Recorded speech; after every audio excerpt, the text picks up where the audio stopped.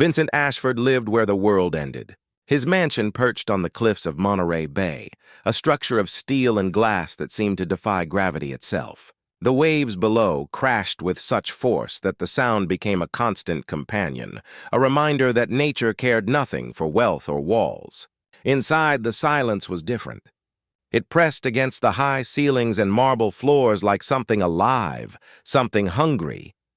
Vincent had not spoken to another human being in 163 days. He counted them the way sailors count stars, hoping the numbers might guide him somewhere beyond the darkness. His assistant handled everything through encrypted messages. Groceries arrived at dawn, left at the security gate. The world believed he was working on revolutionary technology. The truth was simpler and sadder. He was hiding from the memory of a woman whose absence filled every room more completely than her presence ever had. The night. Everything changed. The storm arrived without mercy. Rain hammered the glass walls until they trembled, and the wind screamed through the cliffs like voices from the deep.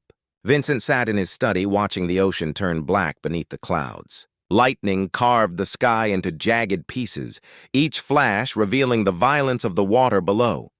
Then came the knock, soft at first, almost swallowed by the thunder. Then again, more insistent. Vincent froze. No one came here. The gate was locked. The security system showed nothing. Yet someone stood at his door, knocking like they belonged to a world he had left behind. He opened it to find her soaked through, shivering, clutching a newspaper clipping against her chest. Her dark hair hung in wet strands around a face too young to carry the exhaustion in her eyes. She wore a coat 3 sizes too large and shoes held together with tape and hope. "The confession, Mr. Ashford," she said, her voice barely audible over the storm. "I saw your posting for household help. I know I should have called first, but the phones were down and I thought maybe someone would answer." Vincent stared at her, his mind struggling to process the intrusion. "Do you have any idea what time it is?" "I do," she whispered. "I am sorry, but I have nowhere else to go." Something in those words cut through his defenses. He recognized the sound of desperation because he heard it in his own voice every morning when he woke to emptiness. "You are wet," he said finally. "You will ruin the floors. I will clean them," she replied without hesitation. "I promise." He stepped aside. She crossed the threshold like someone entering a cathedral, reverent and uncertain. Water dripped from her coat onto the white marble, creating small dark pools that spread like shadows. "What is your name?" Vincent asked, closing the door against the wind. "Celine Durant." "French?" "My grandmother was. I am from Seattle." He studied her face, noting the way she would not quite meet his eyes. "You came all this way for a job you found in a newspaper?" "I needed to leave," Celine said simply. "Sometimes you have to go somewhere no one knows your story." Vincent felt something shift in his chest. Those words could have been his own. He gestured toward the fireplace where flames danced behind safety glass. "You can warm yourself there. I will bring you something dry to wear." The walls began to crack. When he returned with towels and one of his old sweaters, Celine stood before the wall of photographs he had never covered. Black and white images of the ocean, of a woman painting at sunrise, of hands intertwined on a piano bench. Isabeau, his late wife, the ghost that haunted every corner of this glass prison. "Your wife?" Celine asked softly. Vincent's jaw tightened. Yes, she was beautiful. She was everything. The words came out harder than he intended. "And she is gone." Celine turned to face him, and for the first time, she looked directly into his eyes. "I am sorry for your loss." "Do not be sorry," Vincent said, handing her the towels. "Sorry does not change anything." Their fingers brushed as she took them. Her hands were ice cold, and the contact sent an unexpected warmth through his arm. He pulled back quickly, disturbed by his own reaction. A fragile beginning. "I have never done this before," Celine said suddenly, wrapping herself in the towel. "Been a maid, I mean, or housekeeper. Whatever you call it. I worked in a bookstore before, and before that I helped my mother in her garden. But I learn fast, and I work hard, and I will not disappoint you." Vincent found himself almost smiling. "You are honest. That is unusual." "Lying takes too much energy," she replied. "And I do not have much left." He understood that, too. You can stay in the guest wing tonight. We will discuss the job properly in the morning. If you are still interested. Celine's face softened with relief so profound it made her look even younger.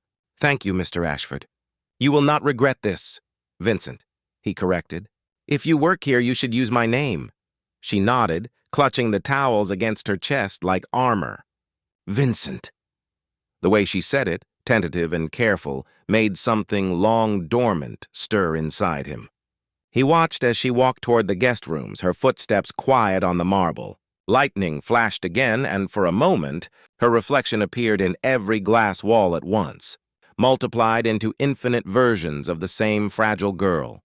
The sound of life Vincent stood alone in the hallway long after she disappeared. The storm continued to rage outside, but inside, something had shifted. The silence felt different now. Less like a tomb and more like a pause, the space between notes in a song not yet finished. He returned to his study and sat before the cold fireplace. On the table beside him lay Isabeau's journal, unopened for months. He had read it so many times he could recite passages from memory. Tonight he did not reach for it. Instead, he listened to the sounds of the house, water running in the guest bathroom, a door closing softly, the creak of an unfamiliar weight on a bed that had been empty for years. Someone was here, someone alive. Vincent closed his eyes and let himself feel it. The presence of another heartbeat in his hollow home. It terrified him. It also felt like the first breath after drowning. Outside, the storm began to ease. The rain softened to a whisper against the glass. Somewhere in the guest wing, a light turned off.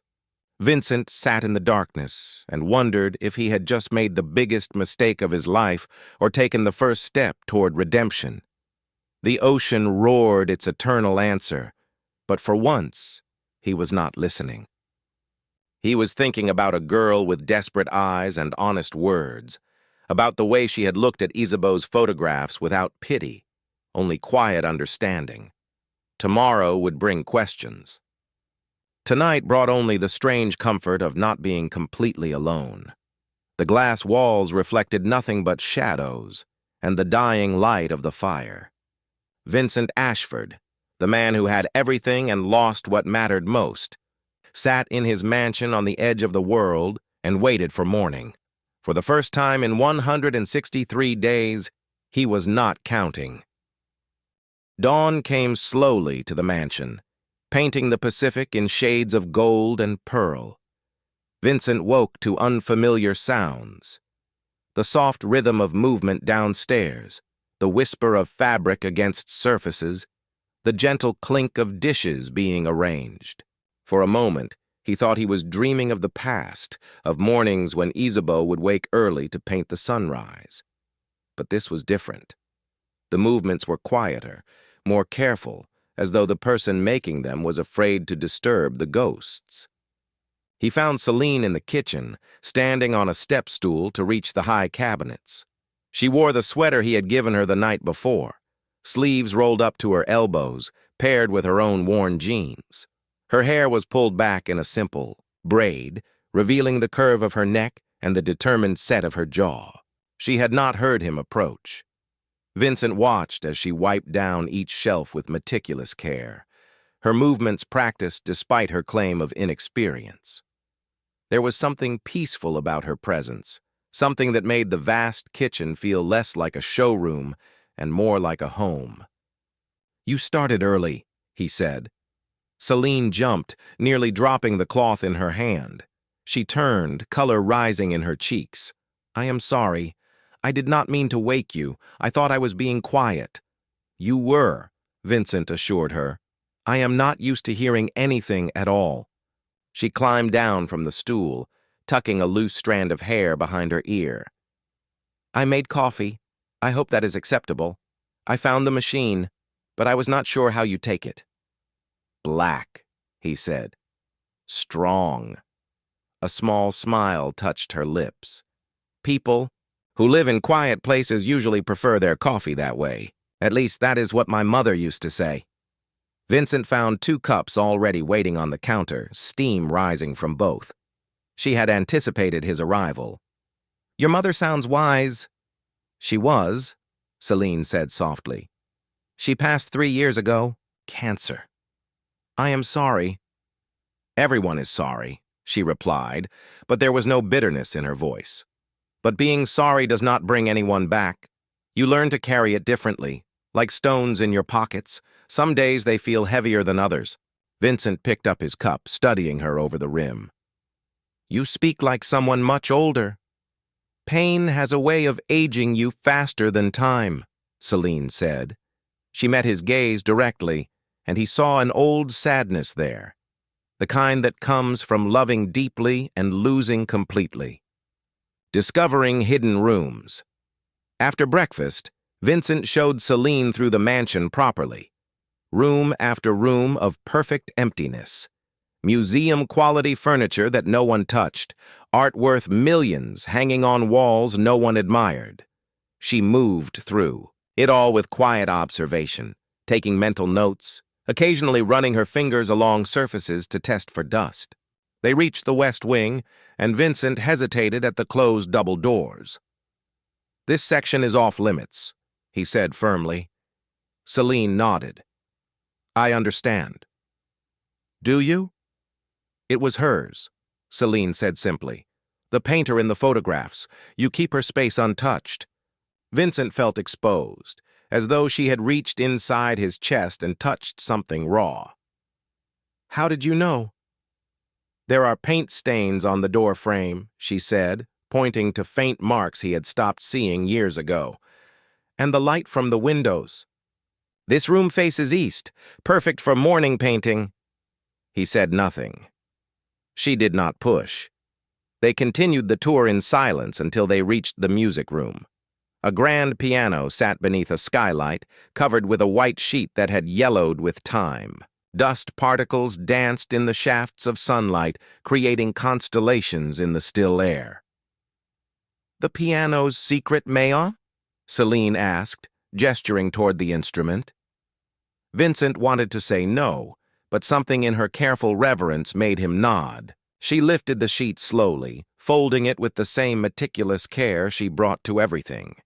The piano emerged like something surfacing from deep water, its black lacquer dulled but still beautiful. She traced the name carved into the wood. Steinway and Sons, 1923. My father played, Celine said quietly. Nothing this grand. We had an old upright that was missing 3 keys, but he could make it sound like heaven anyway. She sat on the bench and opened the fallboard. Her fingers hovered over the keys, but did not press down. I cannot play, she admitted. I tried to learn, but my hands were always too clumsy. He said I had the heart for music, but not the fingers. Try, Vincent said, surprising himself. She looked up at him, uncertain. I will only ruin the silence. The silence needs ruining. Celine pressed a single key, middle C. The note rang out clear and true, filling the room with sound that had been absent for too long. She pressed another, then another, creating a simple melody that held no particular song but somehow felt familiar. Vincent closed his eyes.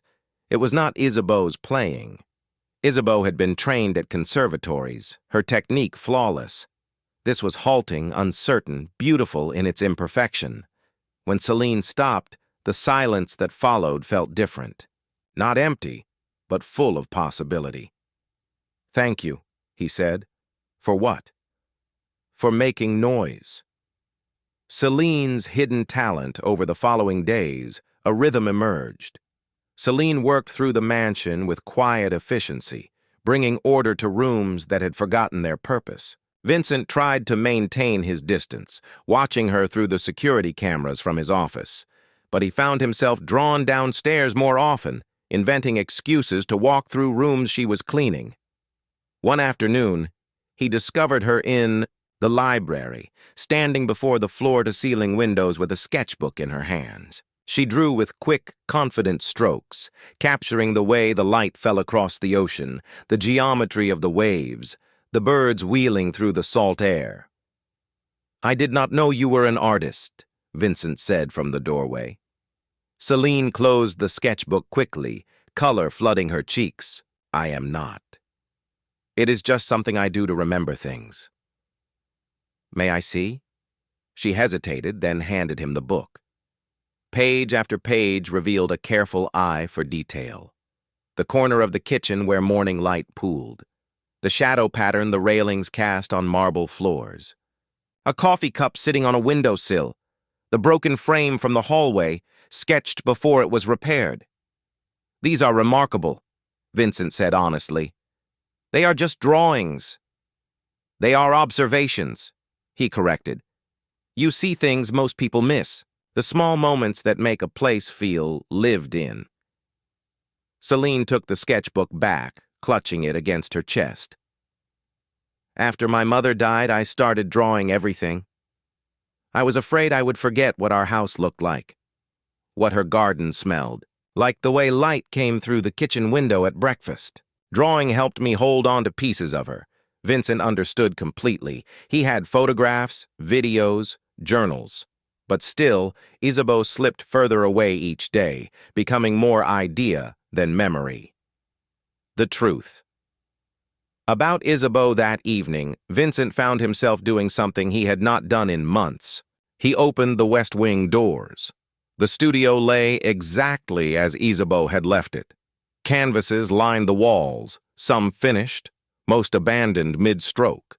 Paint tubes scattered across tables. Brushes standing in jars of cloudy water that had long since evaporated.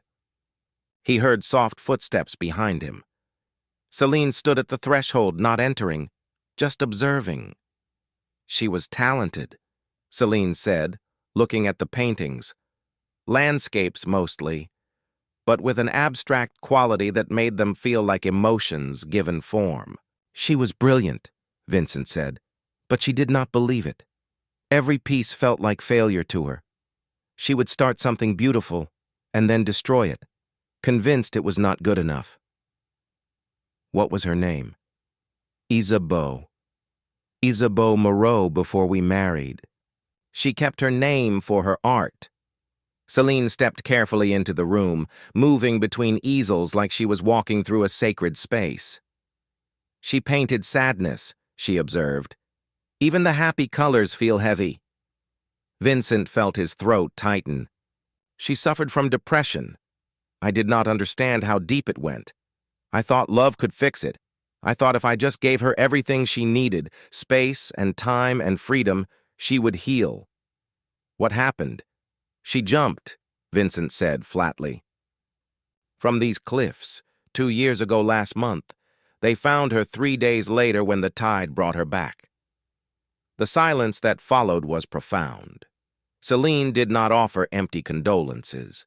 She simply stood beside him, looking at the paintings, letting him feel what he needed to feel. I was in Tokyo closing a business deal, Vincent continued, the words spilling out like water through a crack. She called me that morning, said she loved me, said she was proud of me. I thought she sounded better, lighter. I told her I would be home in 2 days and we would celebrate. She said that sounded perfect. You could not have known, Celine said softly. Everyone says that. But I should have. I was her husband. I should have heard what she was not saying. Celine turned to face him fully. My father died in my arms, she said. Lung cancer. He spent his last 6 months in our living room because he could not climb stairs anymore. I bathed him, fed him, gave him medicine every 4 hours. I did everything right. And he still died choking on his own blood while I begged him to hold on. Vincent saw tears on her cheeks, though her voice remained steady. For months after, I replayed every moment, Celine continued. Every time I chose sleep over sitting with him. Every conversation I rushed through because I was tired. Every sign I missed that maybe this was the day. And you know what I learned? What? That love is not enough to hold someone here when their body or mind decides to leave. We are not gods. We are just people doing our best with broken hearts and limited time. Vincent felt something crack inside him, some wall he had built from guilt and grief. He reached out and took Celine's hand, squeezing gently. Thank you, he whispered. For what? For understanding the weight. A new foundation. That night, they sat together in the music room. Vincent at the piano, Celine curled in the window seat with her sketchbook. He played fragments of melodies Isabeau had composed, notes that went nowhere but somehow said everything. She wanted to build something, Vincent said between songs. A foundation for artists struggling with mental health. Free therapy, studio space, community. She had it all planned out. We were going to announce it the month she died. Why did you not continue it? Celine asked. Because I failed her. What right did I have to help others when I could not help the person I loved most? Celine set down her pencil. Maybe you have it backwards. Maybe helping others is how you honor what you could not do for her. Maybe her dream does not die just because she did. Vincent's hands stilled on the keys. The idea terrified him. It also felt like the first right thing he had considered in 2 years. Would you help me? He asked. Celine looked surprised. I am just your housekeeper. You are someone who sees things clearly, Vincent said. Someone who understands what it means to survive loss. Someone I trust. The last words surprised them both. But they were true. In less than 2 weeks, this quiet girl with sad eyes and careful hands had become someone he relied on, not just for clean floors and hot coffee, but for honesty and presence and the reminder that life continued even when you wished it would not. Yes, Celine said finally, I will help you. Outside, the ocean whispered against the cliffs. Inside, 2 broken people sat in comfortable silence. The beginning of something neither could name, but both desperately needed taking root in the spaces between their words. The mansion felt less like a mausoleum and more like a home preparing to wake from a long, dark sleep. 3 weeks passed like pages turning in a book neither of them wanted to put down. The mansion transformed under Celine's care, not just physically but spiritually. Windows stayed open longer, letting ocean air sweep through halls that had held only stale silence. Music played softly from the piano room most evenings. The kitchen smelled of bread and coffee instead of emptiness. Vincent began working again, truly working. He pulled out the plans for the Isabeau Moreau Foundation, spreading blueprints across the dining table that had hosted nothing but dust for years. Celine sat across from him, asking questions that made him think differently about everything. What if it was not just for artists? She suggested one afternoon, pencil tucked behind her ear. What if it was for anyone struggling? Musicians, writers, students, parents who forgot how to feel joy? Vincent looked up from his laptop. That would require more funding. You have more funding, she pointed out gently. What you need is purpose, he smiled, something he found himself doing more often lately. When did you become so wise? I am not wise, Celine said. I just know what it feels like to need help and have nowhere to go. Your wife understood that. She wanted to build a place where people could land softly. You speak about her like you knew her. Celine gestured to the paintings now hanging throughout the house, no longer hidden in the West Wing. I know her through what she left behind. Her art speaks of someone who felt everything too deeply. The world needs more people like that, not fewer, even if it hurt her to be that way. Vincent reached across the table and took her hand. The gesture had become natural between them, small touches that said what words could not. I am glad you knocked on my door that night, even though I dripped water everywhere. Especially because of that, he said. You brought the storm inside and it washed away things that needed washing. The call that changed everything. The storm came again on a Tuesday night, fierce and sudden like the first one. Vincent was in his office reviewing contracts when the lights flickered. He barely noticed, too focused on the numbers dancing across his screen. The foundation was becoming real, and with reality came complexity. Downstairs, Celine was organizing the library, creating a system that made sense of chaos. She loved this work, bringing order to things others had abandoned. Each book she touched felt like a small rescue, a forgotten story given new chance at being read. The lights died completely. Darkness swallowed the mansion so thoroughly that for a moment Celine could not tell if her eyes were open or closed. Thunder shook the glass walls, and she heard something crash upstairs. Something heavy and wrong. "Vincent?" she called, grabbing the flashlight they now kept in every room. No answer. Just the howl of wind and rain. She ran up the stairs, her heart pounding against her ribs. The office door stood open, light from her flashlight catching on overturned furniture. Vincent lay crumpled beside his desk, one hand clutching his chest, face twisted in pain. "No, no, no," Celine whispered, dropping beside him. "Vincent, look at me." "Stay with me." His eyes fluttered open, glazed with agony. "Heart," he gasped. "Medication."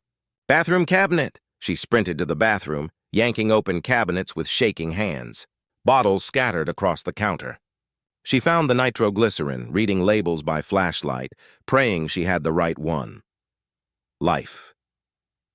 Hanging in balance back in the office, Vincent had gone pale, his breathing shallow and rapid. Celine placed a pill under his tongue as she had seen in movies, hoping desperately that fiction matched reality. "Stay with me," she pleaded, cradling his head in her lap. "Please, Vincent. Do not leave, not now, not like this." His hand found hers, grip weak but determined. "Celine," he whispered. "Shh, save your strength. The medication will work. Just breathe, in and out. Focus on my voice." Lightning illuminated the room in stark white flashes. She could see sweat beading on his forehead, the way his jaw clenched against pain. Her own tears fell freely, landing on his shirt like rain. "I need to call for help," she said, reaching for her phone. His grip tightened. No signal. "Storm knocked out the towers." Fear clawed at her throat.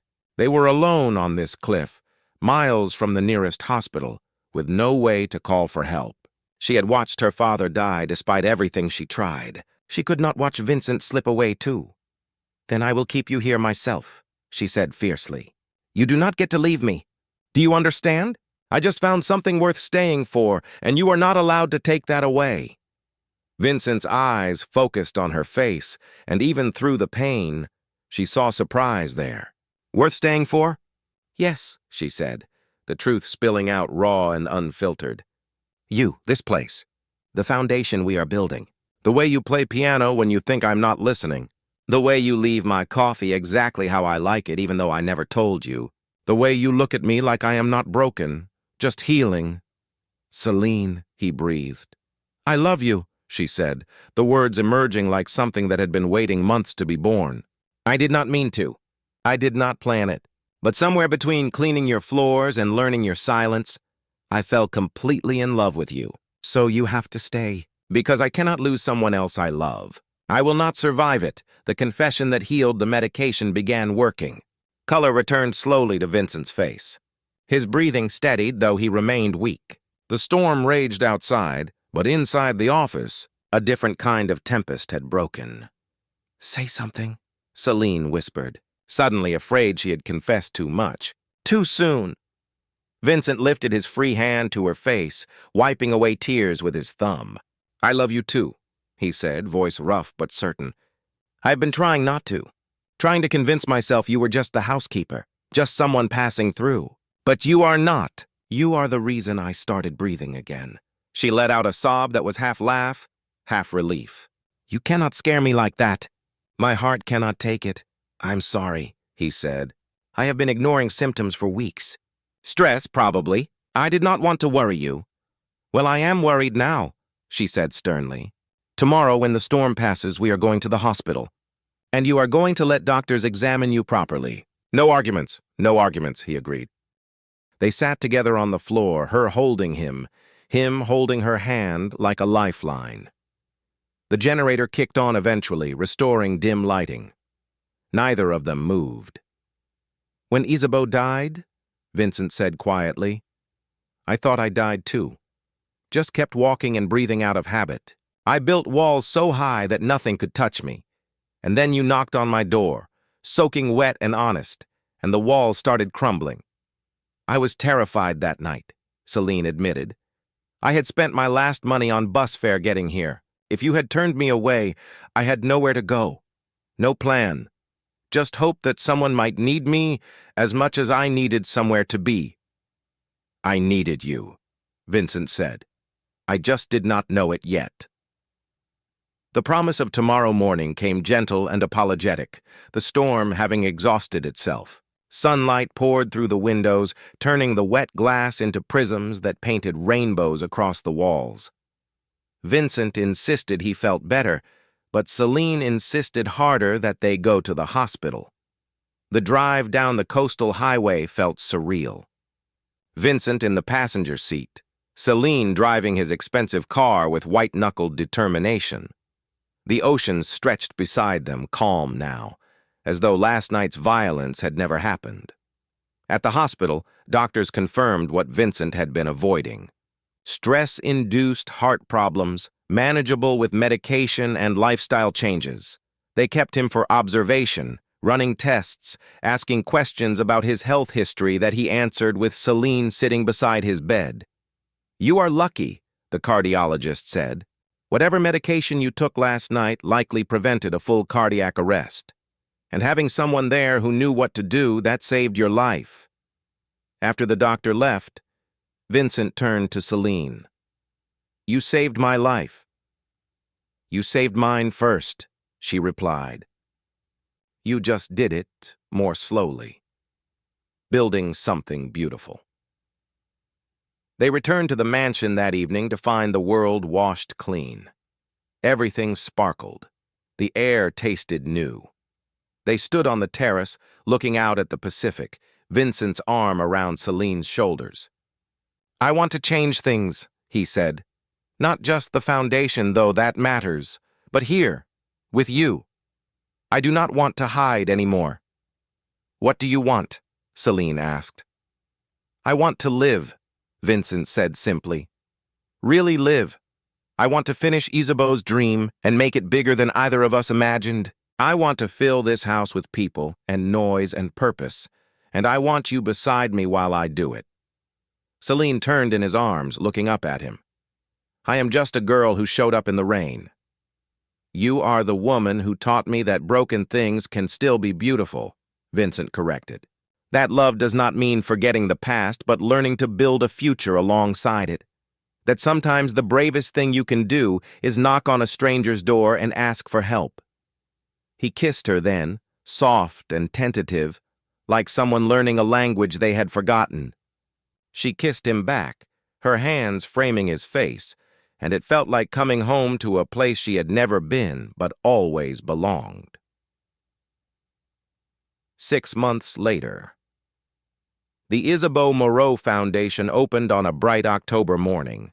The building stood in downtown Monterey, all windows and light, with studio spaces and therapy rooms and a community garden on the roof. Artists, writers, musicians, and ordinary people struggling with darkness now had a place to land softly. Celine managed the programs, her natural empathy and organizational skills making her perfect for the role. She was no longer the shy girl who knocked on a door during a storm. She had found her purpose in helping others find theirs. Vincent split his time between the foundation and his technology work, having learned that balance was not weakness, but wisdom. His heart was healing, both literally and metaphorically. They still lived in the mansion on the cliff, but it no longer felt like a tomb. Music filled the rooms regularly. Friends visited. The West Wing had become Celine's art studio, where she painted and drew and taught classes to foundation members. Isabeau's paintings hung throughout the house and the foundation building, her legacy living on in every life they touched. Vincent had learned that honoring her memory did not mean staying frozen in grief. It meant continuing the work she started, with love and purpose and the courage to keep going even when it hurt. The wedding on the cliff, they married as the sun set over the Pacific, with only a handful of close friends present. Celine wore a simple white dress, her hair loose in the ocean breeze. Vincent wore his best suit, his hand steady as he slipped the ring onto her finger. "I promise to keep knocking," Celine said during her vows. "Even when doors seem closed, I promise to see you, all of you, in silence and in noise. I promise to stay through storms and sunshine, because you are worth staying for." Vincent's voice shook as he replied, "I promise to always answer when you knock. I promise to build a life with you that honors the past but lives in the present.